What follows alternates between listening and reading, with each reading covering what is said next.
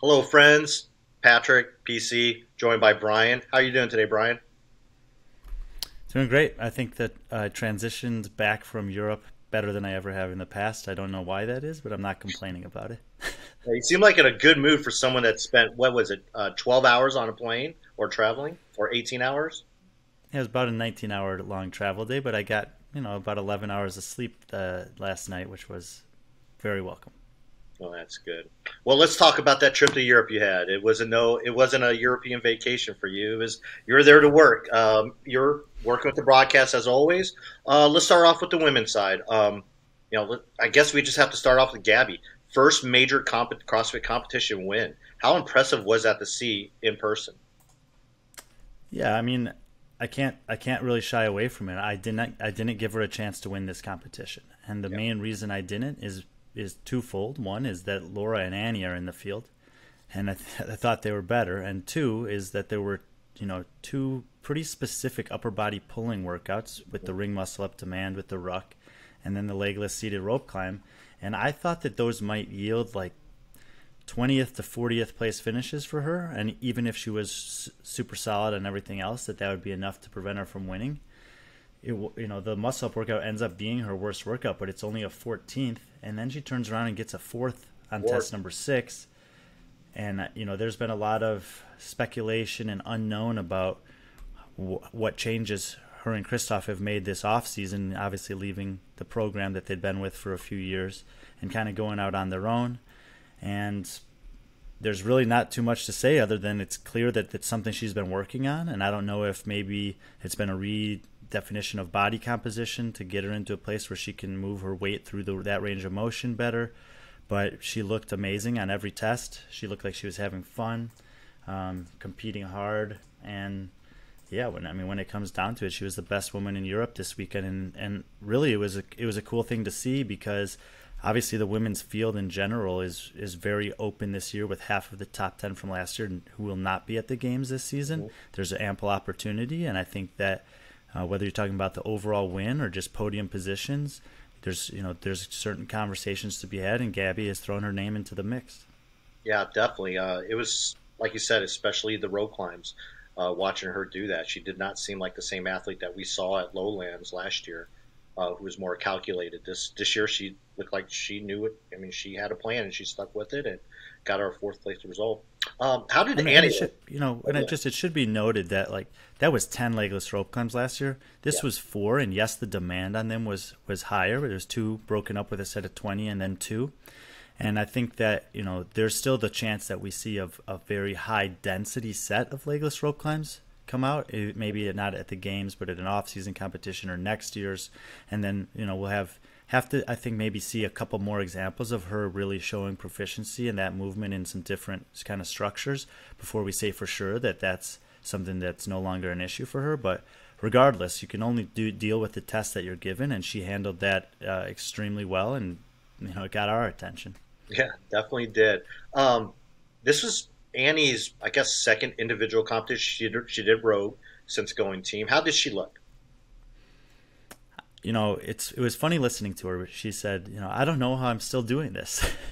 And she kind of just like alluded to the fact that we were all aware of is, she's been competing at a high level for over a decade now. And we're celebrating all these men who have made it 10 in a row. And even though she hasn't made 10 in a row, she's, you know, the reasons that she hasn't are injury and pregnancy. Every year that she's showed up healthy enough to compete, she's proving to be at the top level of this sport.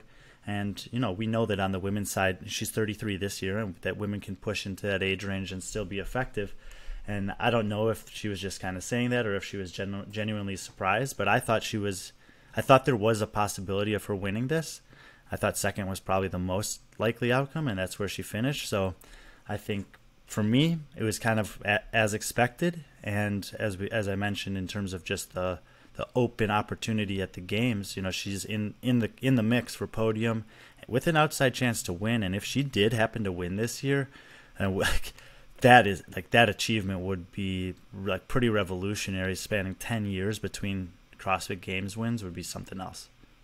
Yeah, to kind of wrap up the whole podium, Laura, who kind of struggled maybe on day one, but what is it about her on the final day? She had ended up with 2 first places. Talk about workout 6. It had some movements there that would probably we were kind of interested in seeing how she would do, especially specifically the press.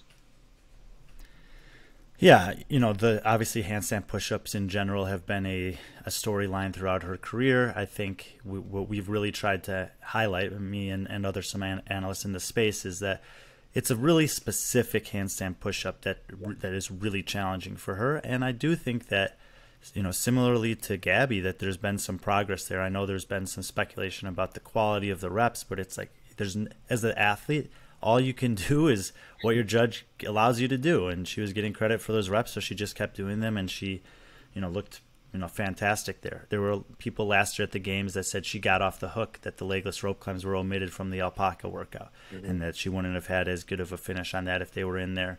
And I think by what she showed right here is that may or may not have been the case. We don't know. To me, what stands out from this weekend is her bad finishes. And they came in events that I was a little bit surprised. I mean, more or less, the 23rd in test 1 and the 18th place in test 5, from what I observed in person, came down to the running. Obviously, the test 5 is a running workout. I mean, there's no chance that the 8 snatches at 125 was a hindrance for her when she had tied for the heaviest snatch of the women in the field. But when I watched her on workout 1, I was almost confused watching her because she was moving the sled pretty well, and I have no grounds to stand on by saying this, but it just looked like she didn't have energy. And so I consider her to be an above average runner in the women's field. We know she's always at the track running, so I was kind of surprised that she didn't do as well on the running tests, even kind of more so than I was necessarily surprised by her win on test 6, if that makes any sense. Was it the run, or did you notice anything like any drop off in the ski erg, or was it specifically the run that kind of like hampered it? I think the run. I mean, that's where the majority of the time was spent. The bike was kind of a wash. She moved through the sleds, fine, and got on the runner kind of with the pack, but she got off of it behind a lot of the girls. And like I said, I was watching her kind of closely, and I was just surprised by the lack of power and energy that she seemed to have during the running portion of that workout specifically. And then, I thought she'd be a lock for a top 10 on that run on test 5, and she was 18th, so a little surprised in that regard. But at the end of the day, she ends up 3rd overall. She's going to the games, and I think she's got bigger things in mind than necessarily winning the semifinal. So I still feel like she's a favorite at the games. Obviously, the fact that she's getting stronger at the last day of the competition, kind of like we've highlighted with Medeiros, that's always a critical component of the CrossFit Games. Is can you still be great or even improve as the week wears on, and we know that she has that capacity to do that. So I still think she's in a good spot. I think maybe similarly to Justin, she'll be motivated by this. Like she probably thought she would win, but we shall see. Another storyline that I want to talk about on the women's side is obviously we have 3 new individual games rookie, because one of them has been to the games, but we have Manon Agonis, who's known as the White Shark, Ella Wunger, and Rebecca Vidison. What do you know? What can you tell us about them and their performance? Yeah, I mean, I think we were deprived of Magnon last year at semifinals, of a mistake of her own, I suppose, in the video submission. And I felt like, based on what we knew about her last year, that it wasn't by any means a guarantee that she would make the games, that she would be in that like 4, 5, 6, 7 range at one of the European semifinals. And basically her performance this year justified that assumption, is that she is one of the top women in Europe.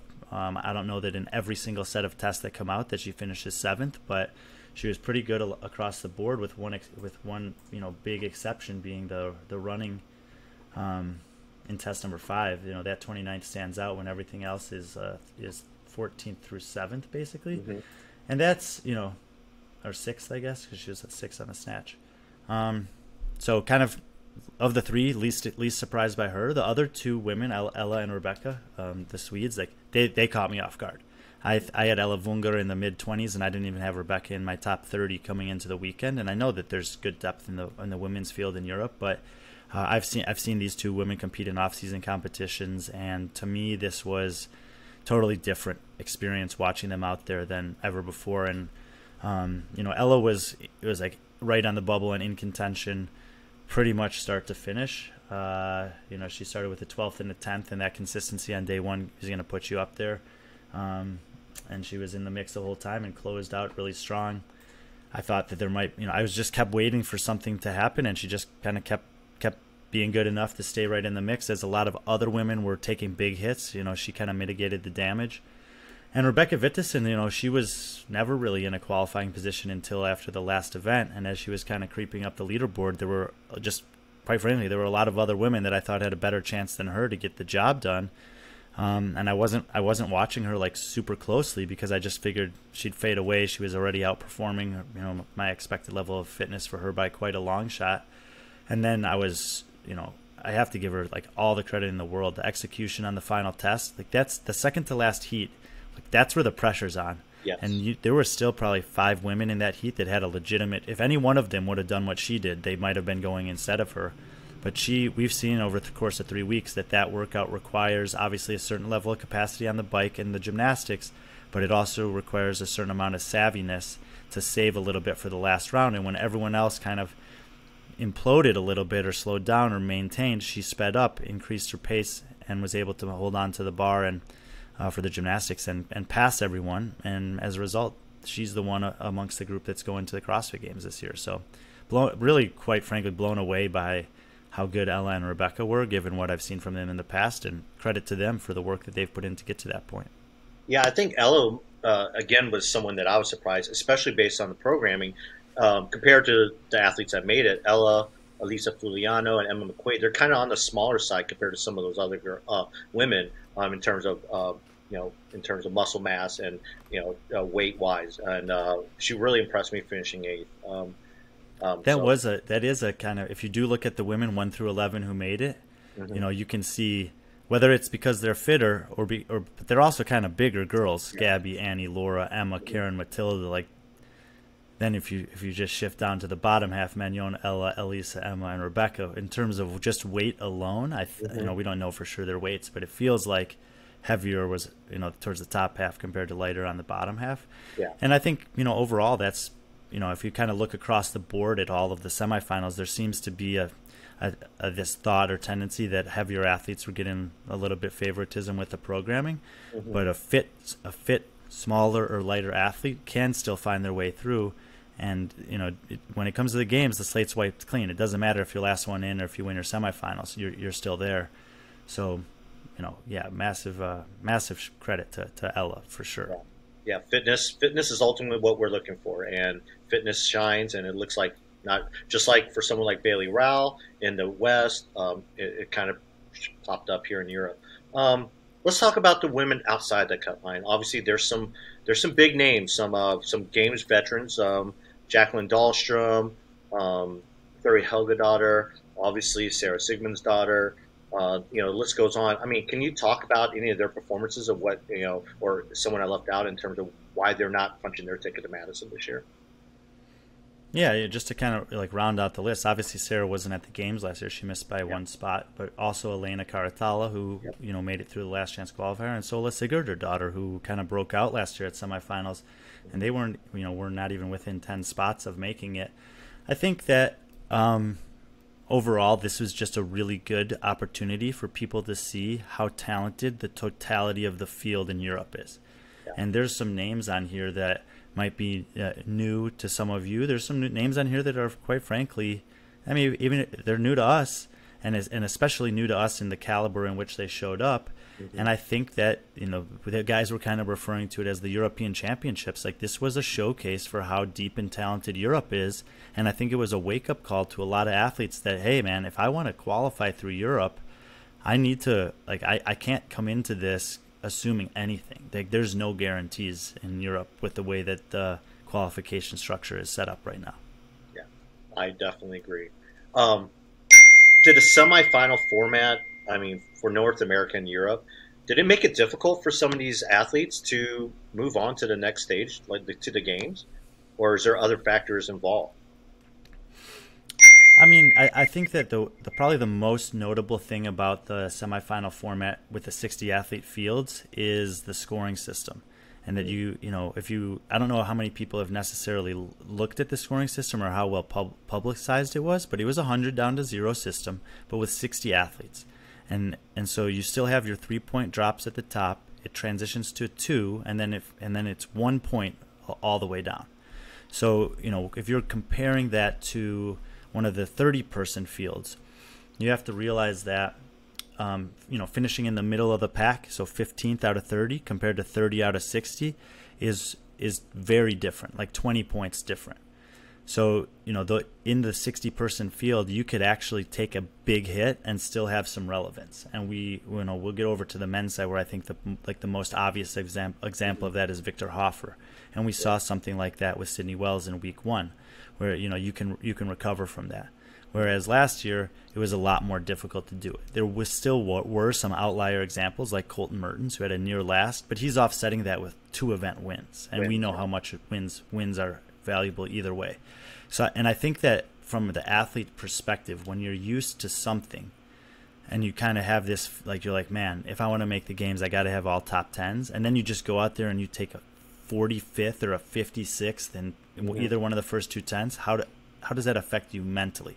And being able to, like, recalibrate your mind and realize, like, it's not as bad as I thought because of how the scoring system's structured and the depth of the field.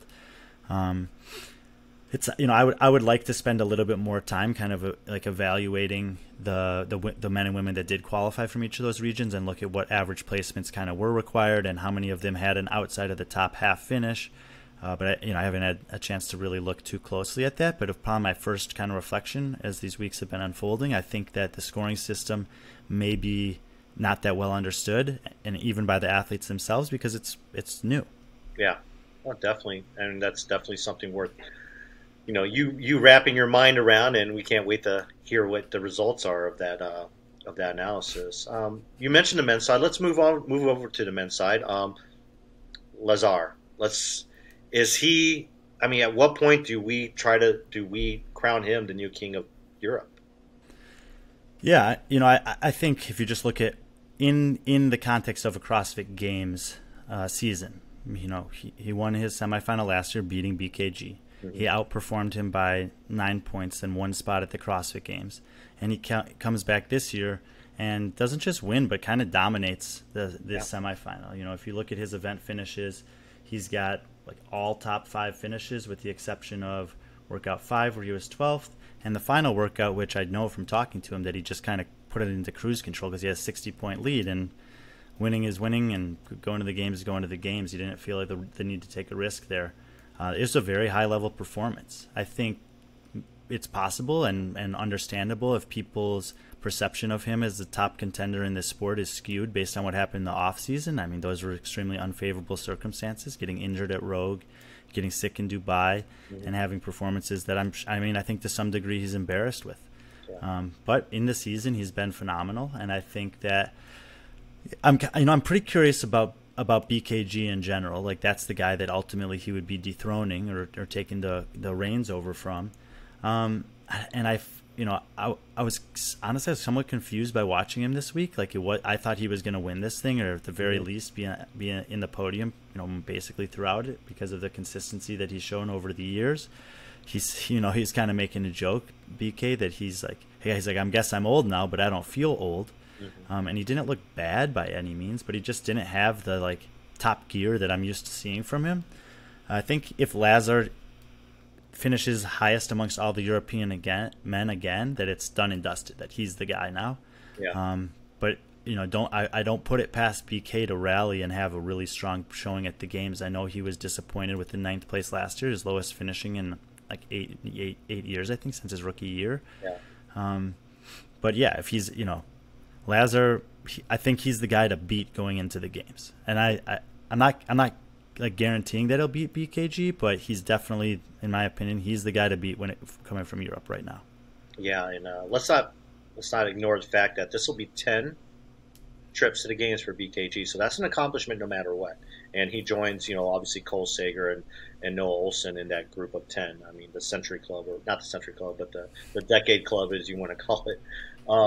Let's stick with the podium. How come Henrik Haapalainen isn't getting as much? I mean, He's good. I mean, he showed that last year in the semifinals. I believe he finished third in the was it 5150 or Strength and no, depth. strength in depth. I believe he finished third, if I'm not mistaken. But I mean, this is a guy who, kind of go. He doesn't have the flat. He's not flashy by all means, but he finished second, and he didn't have a finish no worse than 11th.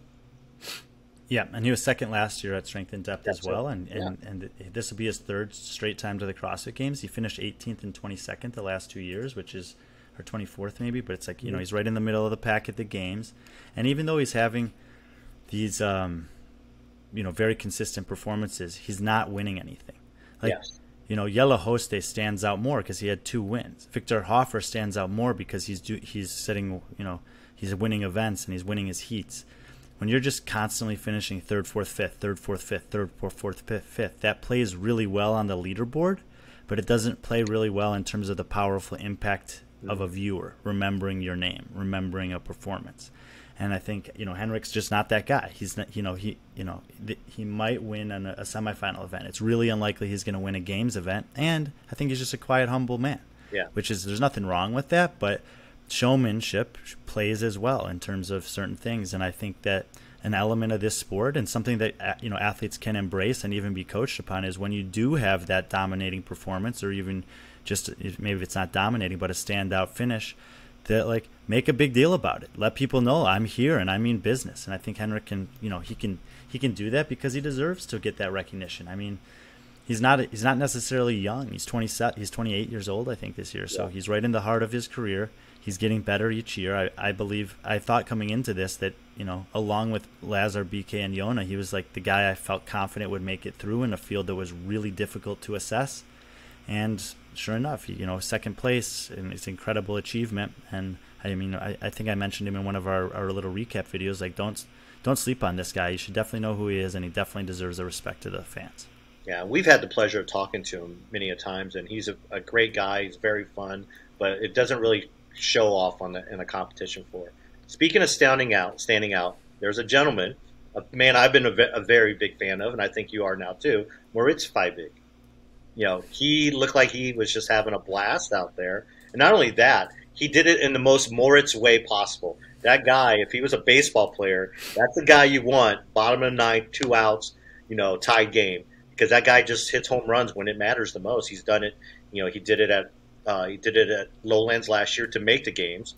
And then he did it last year, or he did it in Dubai to podium, where it came down to the last event. What is it about Moritz? And is he making that jump, that next level? I think so. I think he's taking the next step forward. I mean, last year's CrossFit Games, I think he would not be necessarily. I wouldn't say he's not proud of his performance, but I think that he probably would say that he feels like it was not as good of a representation of who he is as an athlete as he wants. Yeah. And you just got to understand, like, the CrossFit Games are hard. The field is incredibly good, and most rookies take some beatings, some beatdowns, and come away thinking, man, what just happened? I think he's gone back and kind of reevaluated and reassessed and tapped into a different level of athlete, a different level of confidence. And he didn't win anything, but he did have some of that showmanship. He did have some of that kind of zest. And that finish that he did at the end of Lindo was so cool. I happened to just I was filming for the podcast, but I happened to just be in front of that lane because I knew it was going to be close between those guys, and I didn't see that coming. I asked him, I said, was that planned, or did that just kind of happen spontaneously? And he just like kind of grabbed my arm and smiled, and he goes, just wait for next year. I don't know what that means either, but I'm loving it. Like, Moritz is a guy that I think it's easy to love and easy to get behind. He's incredibly easy to talk to, very hardworking. He owns a few gyms. He manages several stuff in his life, and I think he has found a balance that works really well for him. We talked about Gabby leaving the program. He's kind of embraced the program's training this year. He spent some time down there, and I think balanced that out with his life in Germany.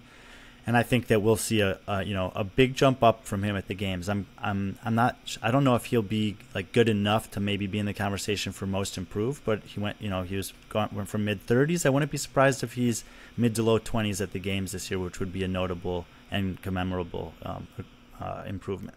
Yeah. I mean, like I said, it always feels good to see him. He's someone that I've gotten to know really well. He's just a very nice guy, and he'll talk to anyone, and he's just a really good guy. He really, when he's in a room, he's there. Switching kind of to another athlete that didn't stand out but stood out on the leaderboard for me is probably the European version of Colton Mertens, Oldis Upenix. Let's talk about Oldis. I don't think many people are talking about his performance. If you look at the workouts, and I think this is something I think you had him in your last position in my own personal rankings. I had him out. The guy just, is that a good comparison to Colton? Yes and no. Obviously, they're a little bit on the smaller side, and I think that they're both quiet men, and I think that in that regard, it's very easy to draw a comparison. Oldis did. He will have a couple standout things. Especially for his size, he's an incredible runner. To get 5th place on test number 5, where it's machine powered, run, like he won the shuttle to overhead part A at the games last year.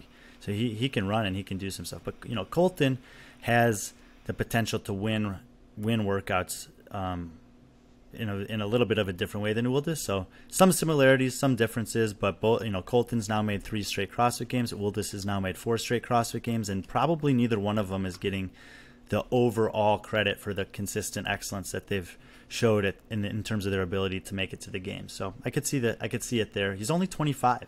Yeah. And he's getting, just kind of look at his last 3 workouts. Running workout, he gets 5th.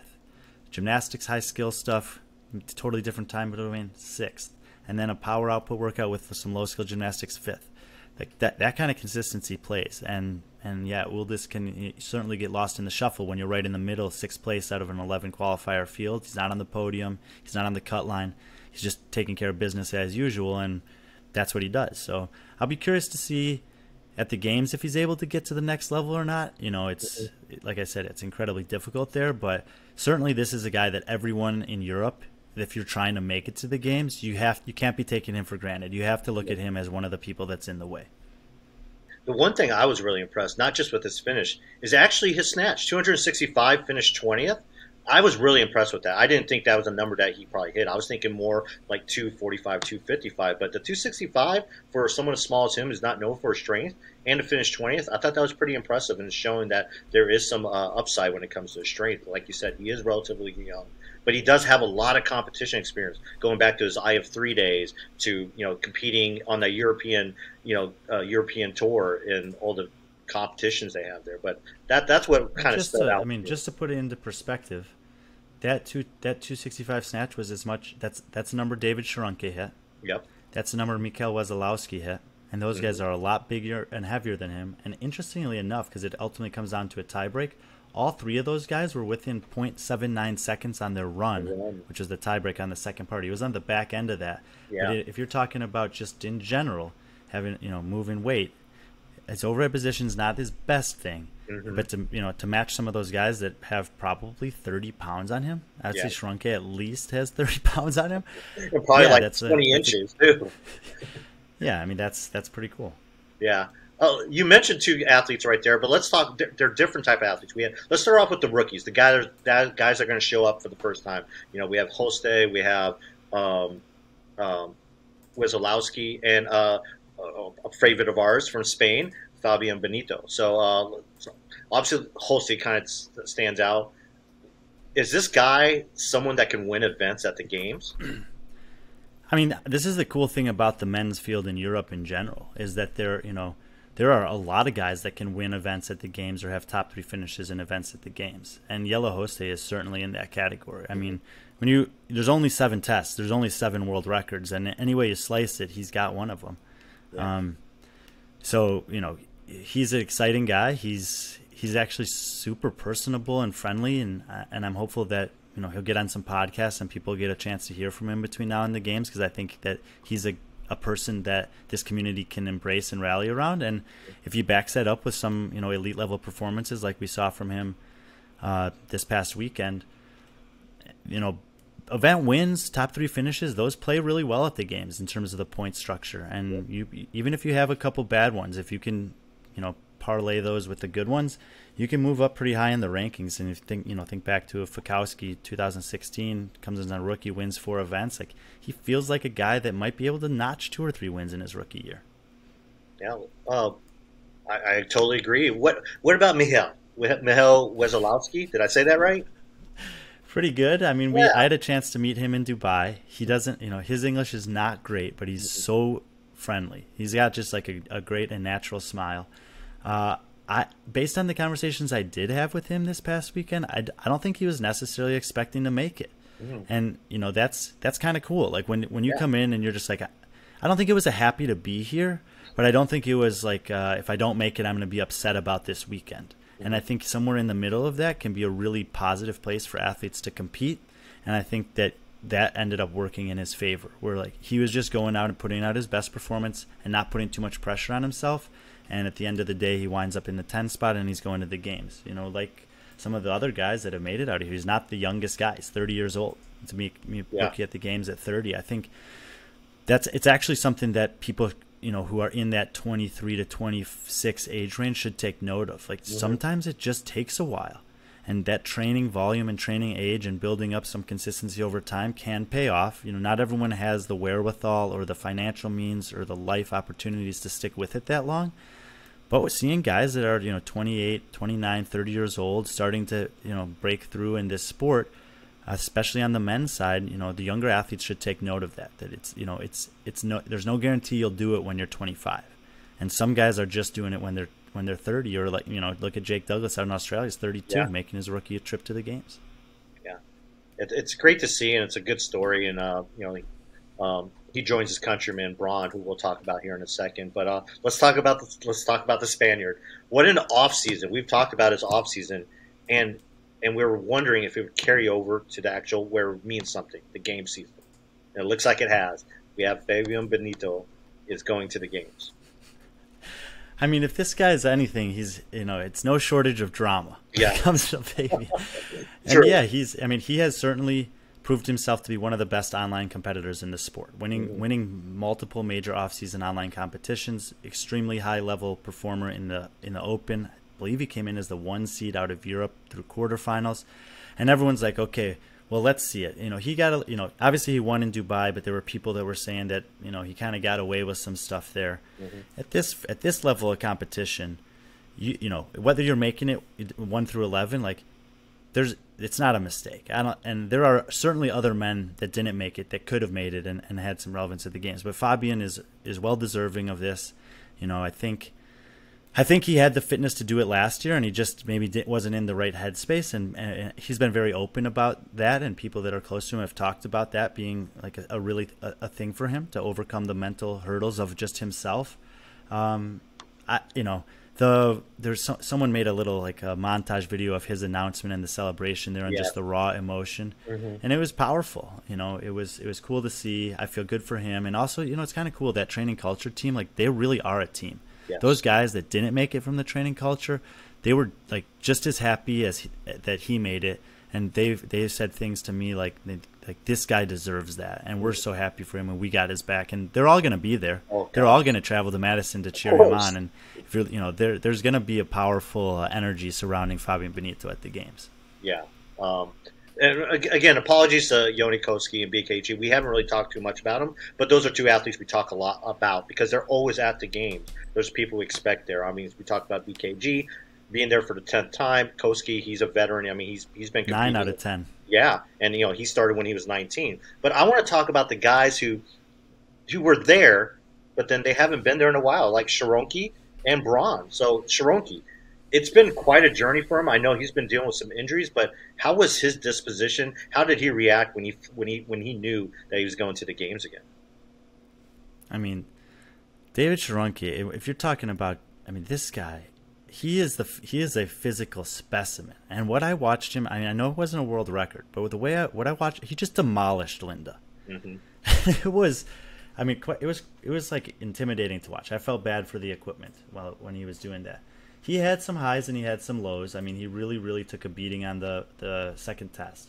But he looked pretty good across the board. Snatch is never going to be great for him, but if the snatch is out of the way and he gets a clean or a clean and jerk at the games, you'll see a much better performance on the lifting side.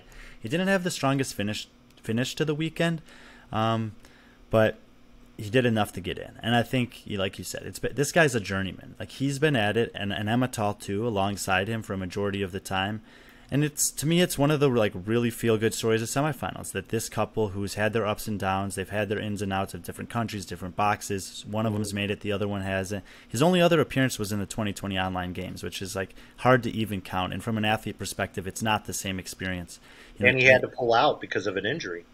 Yeah, he didn't get to see it through. And even if he had, it's in your own box, and it's kind of a different thing. So this is a culmination of a lot of years of trying and a lot of hard work and a hardship to overcome to get here. He looked he looked happy, he looked grateful, and it was cool to see. I had a chance. I don't know if you saw the picture. I had a chance to just talk to him real briefly. Yeah. And he just it made me feel good for them. So congratulations to them on accomplishing that together. It's it's difficult to do it on your own. To have someone else there with you and both make it through it's a pretty special thing. Yeah, and then again, Braun. I mean, obviously that guy, but I mean, we've talked about him becoming an underdog's training, part of that camp, and it looks like it paid off. It looked like his body even changed a little bit, and he still retained some of that strength and showmanship, especially in that snatch. But what did you see from him? Just a more mature athlete. Yeah. Obviously he's been putting in the work on the cardio sides of things. It wasn't home runs, but he did damage control. And I think that when it comes to Bronislaw and you're thinking about the games, you got to realize that there's going to be things that you can excel at, and there's going to be things that you just got to get through. And it's okay. It's okay. He took a 36 on test 5 after a first on the snatch. But I liked the fact that he didn't feel the need to push the weights on the snatch. Yeah. He was just playing the game. He realized that the strength in the men's field when it comes to snatching wasn't that great, and that 295 snatch was going to be enough for a second place at worst. And he was okay with that. And if he goes for another snatch, who knows if that 36th place becomes a 46th or a 56th, and what toll that takes on the running. But he bought himself a little extra time, and I think kind of parlayed that into the best possible combination of performances that he could have. He's a highs and a lows guy, and I think that we don't know the nature of what the CrossFit Games will be. Will there be cuts? When will the workouts show up that he's great at? Will other things impact his ability to perform on those? But I'm hopeful that he gets to see through a majority of the tests, and we get to see the best of him there.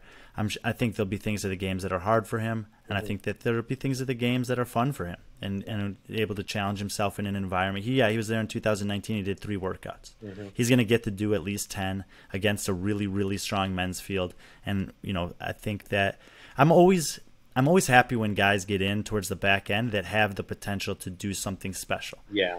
And you name the strength event. Whatever comes out that's tested strength-wise, if he's still in the field, he's going to do something special. Yeah, and he's going to have fun doing it. He's going to play to the crowd as well. Before we move on to the team, I wanted to really talk about the guys that just missed it and how bright the future for Europe is. We talked about a lot of veterans there in the top 11 that made it, but then you have Colin Boshard, who was just missed it. He's 22. Victor Hoffer, obviously we've talked about him. He just turned 20, and then Luka Vunjak. Those are the 3 right outside of us. So I think the European men's field it's coming up. They're reloading, and those guys are just waiting for it. And I just wanted to kind of give them some love there. I don't know if there's anything you wanted to say about those. Well, I mean, we mentioned on the women's side that there was a noticeable size difference from the top to the bottom, and at the cut line there was a little bit of that on the men's side of things. Yes. Where we, coming into this weekend, I even talked about it. There were a lot of men in Europe that are kind of big and strong, and there's a lot of men in Europe that are kind of lean and skilled. And to see guys like that are that close in a test that seems to be slightly disadvantageous for them, is like you said, is a very bright thing for the future. Colin Bossard is, this is his coming out party. Like, we didn't know who this guy was. He was on a team last year.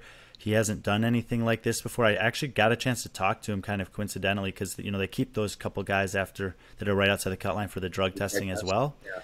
And I was hanging out with Kotler waiting for Braun to come out, which I ended up having to leave. He was, he's in there for a while. But Colin came out, and I just, he was like, whatever, I'm going to go talk to him. And I just told him I was so impressed with him.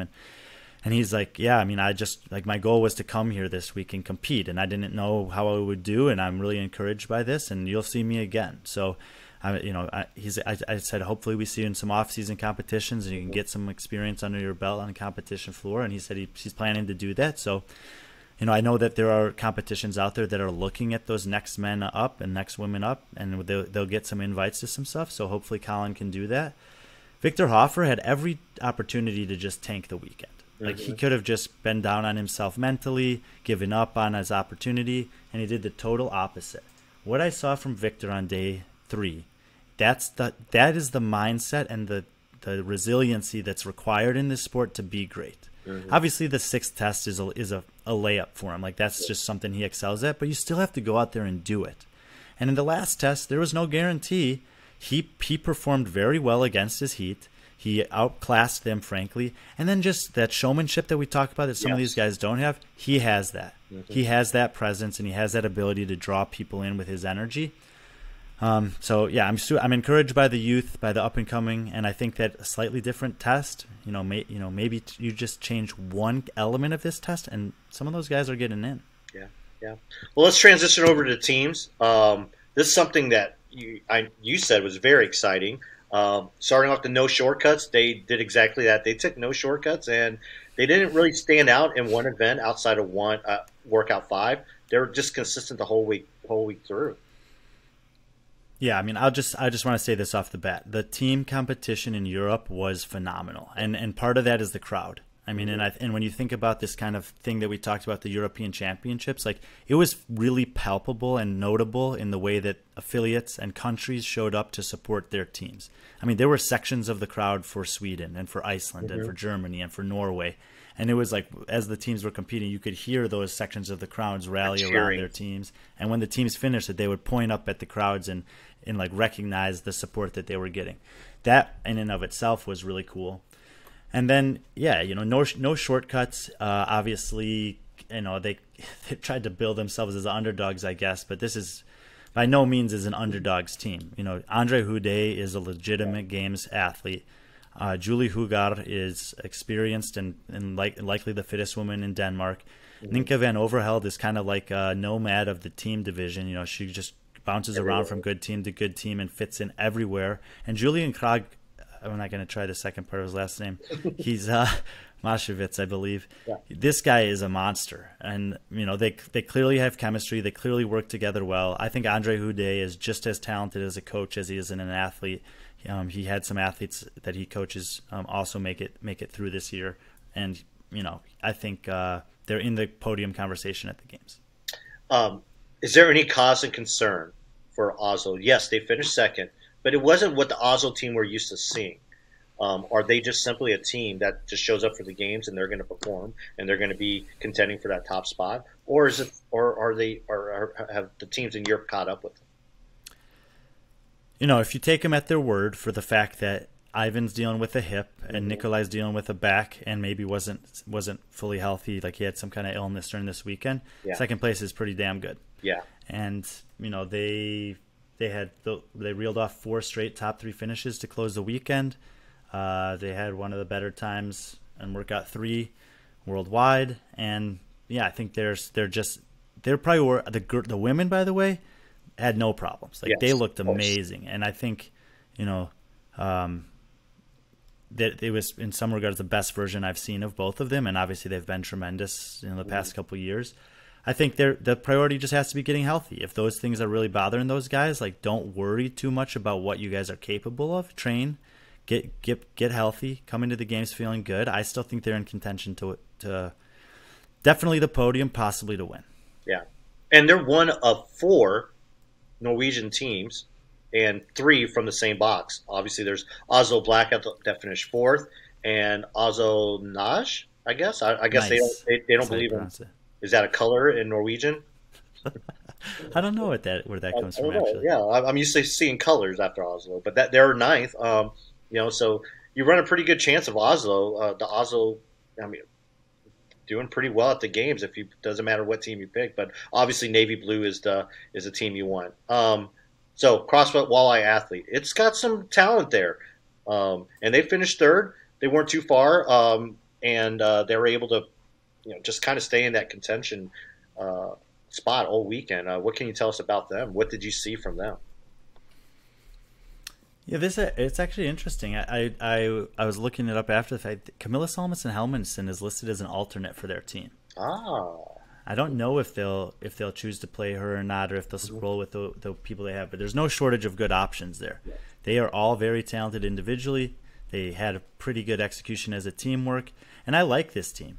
I think that in the case of like Joshua and Sam, like their individual careers, I don't know if they have what it takes to make the games anymore. And so transitioning into a team environment where they can be very good. They were having a lot of fun. They had some really impressive performances. They won the second workout, and 260 plus reps in that workout that's like no joke. That's muscle ups and thrusters. You need all four members on your team to have a really high level of fitness to do that. And Tanya Falk-Kotalinski is a team athlete, through and through. She did win Wadapalooza RX division 2 years ago, but yeah, this is a very good team. I think top 10 for sure at the games if everything goes according to plan. And I don't know. I think that there are several teams coming out of Europe that are going to make some waves at the games, and Walleye certainly amongst them. Yeah, and I've met Phil and Mia Hesketh, and big fans of theirs, and it's just good to kind of see her come to the games, and she has a very infectious smile. I think she's someone that, like you said, they're going to play to the crowd and have fun, so that'll be nice. Is there any other teams that kind of stood out? Obviously CrossFit Porty is a name that we've seen before, and then obviously Trondheim, and then and I think was it you that was telling me about the team that got in last? Yeah. Rotherham got the last spot. They were third place through the quarterfinals coming in here, but Sapphire Goddard tore ACL last month and was unable to compete. They filled in Alexandra to compete on their team, and they didn't know. I didn't know either. I think I put them 11th, and I was just like, I don't want to count this team out because they're pretty good. And she was great. It had a lot of reminiscence of the Nordic team from last year being forced to have a replacement. And by the way, credit to Victor Langsved. We didn't mention his team here, but he was on the Prestanda team this year, and he'll be going to the games. And I think that it was like a year's worth of redemption for him to be like, I am a games athlete, and I'm on a team that's good enough to get there. But yeah, it was one of the best stories of the year, that Rotherham team, and I got a chance to talk to both Sapphire and Dan Ty, her significant other, who's still on the team. And when we realized that they had made it, I was able to get Sapphire down there on the floor to celebrate with them, and that was, it was pretty cool. The one team you didn't mention that I think is worth taking note of is Jana, the French team. They did get a little interview there at the end of the competition, and basically had to. It's Carol Castellani's. It was her child's 1 year birthday, the day that they qualified. Oh wow! And so obviously she's working back from giving birth last year, and I think 2 more months will only make them stronger team. 2 years ago they made the podium at the games. I think that the depth of the team field this year is stronger, but again, I think they're a team that has top 10 potential coming out of Europe at the worldwide field at the games. Yeah. I mean, this has been a robust show, but I cannot not talk about Asia. So, Brian, if I could get you for a couple more minutes, let's talk about Asia. Let's start off with the men. Let's kind of talk about Asia in terms of only 2 spots coming out of the men, women, and the teams, 2 automatic spots. So let's talk about obviously the name that kind of sticks out is who won is Arthur Semenov. Yeah, 4 wins, 6th and an 18th. He was exposed on the ruck muscle up workout, but he was the class of the field. I think we didn't get a chance to see anything from him at the games last year because he was competing on injured basically on 1.5 hamstrings or whatever. Nick Fowler coaches him, and I spoke to Nick a little bit in the off season. He's like, this guy's he's the real deal. He'll make it back to the games. He'll win that. He'll win. He felt confident that he would win this, and he did. And my hope is that, he's a big, strong dude. My hope is that he comes into the games feeling good. And I don't know where a healthy Arthur Semenov stacks up against the games field, but it's certainly better than what he did last year. And I'm hopeful that that's what we get to see. Yeah. And then we have Morteza from Iran. I don't know much about him. I don't know if it's someone that have much knowledge of, but from watching him through the broadcast, he seems like he's built for the games. It's kind of a stockier gentleman. He's definitely. You look at his performances against Asia, and 15th in the first test, second or third on everything else. That looks pretty good. If you start looking at some of the scores on those workouts relative to the games field, they don't stack up that well. Yeah, I'm expecting that, he'll have one or two, maybe top 10 finishes, and outside of that, he's probably going to take a lot of bottom 15s. But that's not a slate on him at all. It's these guys are good. Yeah, and I will say, just watching the leaderboard throughout the week, it wasn't just like Arthur. He did end up winning. He ended up dominating, especially those middle workouts. But we had many different names throughout, and maybe some names we need to keep an eye on in the future. Obviously, Ant Haynes is someone that we know, out of China. But like Ilyas Kulev, he was at one point in contention in those top two spots, as well as Andrea Fedotov as well. So there's some names there. There's some talent, especially in the Russians, that those are always a question mark because we don't have as much information on them. But watching the broadcast, I was able to gather a little bit, and I'm sure you will do the same. Absolutely. Yeah. So moving on to the women, really no surprise here, just kind of like in the men in terms of the top of the leaderboard. But Seher Kaya from Turkey, just pretty much a dominant performance. I mean, 4 test wins. I think that's. With Semenov, I think that's the most like individual test wins. Obviously, her region's a little bit different than some of the other ones, but no finish outside the top 5. Yeah, I count 3 and then a second and 2 fifths. Oh no, I'm missing one. This is not the teams anymore. Yeah, you're right, 4. And yeah, Seher. I mean, I think that Sung Young Choi out of the equation, Seher bumped up to be the favorite. She lived up to expectation, and the drama was for the second spot. And we've seen in several regions where there's been extremely tight races on the cut line, and more or less as the weekend unfolded, it came down to Shahad Budeb's Dewan Young and Anastasia Donadova. And Shahad gets the nod, and I think it's amazing for the Middle East in general, and for her specifically. She's been doing this for a while. She's been kind of just on the fringes, never able to get over the hump. And with an open spot, she capitalizes on it. Goes 5th and 2nd on the. No, I'm looking at the wrong things again. She goes 2nd and 2nd on the last 2 workouts, and that pushes her into the game. So it's I feel that it's a special, really, really special thing for her and for that part of the world. And I feel like it could have been a good story, any of the 3 that would have made it through, but knowing a little bit more about Shahad, knowing how long she's been at it and how close she's been in some of the previous seasons, that this is a good thing for her. Like you said, I think that we'll see some more from the Russian athletes over the years. Dawan and Anastasia are still in the age range and part of their career where they can have some opportunity. But extremely well done for Shahad, and excited to see her get a chance to represent the Middle East. It's a place that loves CrossFit, and they don't always get to have the representation at the games. So I think she'll be competing there with a lot of pride. Yeah, and you could tell she was, especially the last day, that she was. I think she was 5th going into the last day, and for her to wrap, especially workout 6. If you get a chance, watch workout 6. She had like over a minute lead on Seher, and just kept on missing the overhead squat. Was getting no rep, and she could have easily just fell apart. And she watched Seher kind of pass her up. But she kept her wits about her and finished up the workout to grab that second. It ended up being the difference maker. And again, like you said, Dawan Jong, Anastasia, and then next year you're going to have hopefully a healthy Choi coming back. So this part of the world could be very, very exciting. This region in the years to come. Let's move on to the team. Again, really no surprise. They almost had no team has had a clean sweep of all 6 team workouts. I really thought this was going to be the team.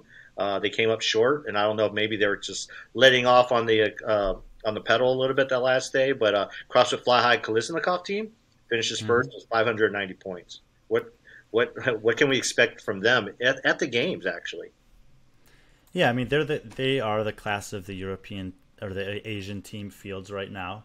And they'll have, unlike some other teams, they have depth to their roster. Like, I'm not convinced that they'll have the same 4 athletes that competed at semifinals when the games rolled around. Mm-hmm. And I don't really think that there's any promises made by their coaches or managers of who's going to get those spots. Like, it's competitive, but in a healthy way. Their performances relative to the world don't actually play that great on paper. Correct. But they have a lot of experience. They have a lot of camaraderie. They have a lot of belief and pride in themselves. And they did fairly well last year at the games. Before they had to withdraw, I believe. Yeah, I mean they were hanging tight in several workouts, and I think until someone else rises up in Asia, that is going to be the team to beat for a while. They seem committed to that. I mean, they made a post to saying like, get used to it because we're going to be here. So they should have a decent showing at the games, but like I said, the depth of the field and the games field for the teams is pretty stout. Yeah. In second, CrossFit Marvel Black. I'm not sure if you know the story behind this team, but it's a really good feel good story. Obviously, they're a Korean team, but they're led by an actual American who has dual citizenship and being someone that's an army. Carlos Albade. I forgot how to say his name. Wow. Yeah. Albaladejo. Yeah. He kind of spearheads that. He retired out of he was deployed station in Korea, retired, and decided to stay in Korea, and he runs a box there with his sister. And this is a team they put together. The hometown team, from what I heard from our photographer Aaron on site, they were going nuts for them the whole 3 days, and it's just really cool to see them. And they ended with the first place. What type of expectations do you have on them going into the games? I mean, from a competitive standpoint, probably very little. Mm-hmm. I think they'll be one of the bottom teams there, but there's nothing wrong with that. Carlos has been around forever, and yes. He competed in regionals in the Pacific region for a few years, and he's a great guy to be leading a team like this. Yeah. I have not met anyone, and I've had a chance to meet. Actually, Carlos and I used to share a coach at OPEX in 2017. We had the same coach, and I got to meet him I have had a chance to meet him a couple times. I have nothing bad to say about him, and it was a close race. They got in, and I think that it's cool. Like, it's cool that this Korean team was able to get in on home soil, and I think that I'll be curious to see if they have any kind of fans or following that makes the trip over to support them. But either way, it's going to be fun to have them there, and for the rest of them, also the maybe culture shock of coming there. It'll be nice to have Carlos as a mediator in that regard. Yeah, and it's just good for someone like Carlos as well. He's a great ambassador for Korea in that sport. I believe he's their country manager, or he's in charge of training there. Well, and I'll tell you this, because a lot of the European country managers were in Europe, and including Daniel Chaffee, who's like the director of international affiliates. Yeah. And Korea is one of the most successful and booming ecosystems for CrossFit right now. They're in the top. I think they're in the top 5 in terms of growth, or maybe even the top 3 in terms of growth in recent times. So, I'm sure Carlos is a huge part of that. Yeah, you love to see it. Brian, we've taken way too much of your time, but we do appreciate it. But before we go, let's talk about merchandise. As you can see, we're in this cool hat. This is it's not part of our core collection. Our core collection is still up there. This is part of our semifinal collection. Please just, newest drop of our semifinal collection is available online. Click on the link in our bio to check it out. Also, if you want to keep on continuing seeing videos like this with Brian's beautiful face and of course me, and support some of our future projects we have in store for B.Friendly Fitness, consider joining our exclusive Patreon page. The link is also in our bio. And as always, like, follow, subscribe to get alerts on all new videos on this channel. Brian, you have anything you want to say? Just appreciate everyone who's been a part of the journey so far. We're about a month in. Semifinals was a bit of a whirlwind for me personally, being on the road for most of it. There were a lot of people that contributed and helped out on the back end. We were grateful for every one of those people. And like Patrick said, if you want to help us continue in this pursuit of bringing you, comprehensive coverage of what's going on in the sport of CrossFit, we appreciate every way you guys can contribute to that. Yeah, we got some great things planned. We got almost 2 months here. We have a lot of content, a lot of things that I think you're going to enjoy between myself and Brian that we're going to put out. So thank you again. And like Brian said, thank you as well from him. But be friendly, our friends.